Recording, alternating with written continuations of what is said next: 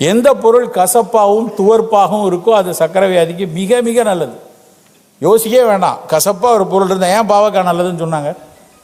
பாவக்காய் நல்லதுக்கு காரணம் அன்னைக்கு பாவக்காயில் மொமாரிடின், ஷெரண்டின், ஏ, பி அப்படின்னு ஆல்கலாய்டு இருக்குன்னு அந்த காலத்து பாட்டிக்கு தெரியாது.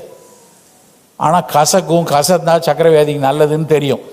அப்போ கசப்பு இருக்கிற பொருள், இன்றைய அறிவியல் ஆய்வுகள் பாகக்காய் எந்த அளவுக்கு அதில் அதனுடைய ஆல்கலாய்டு டயபெட்டிக்கு நல்லது. சார் எங்கள் வீட்டில் பாவக்காயில் தான் சார் கண்டிப்பாக செய்வாங்க.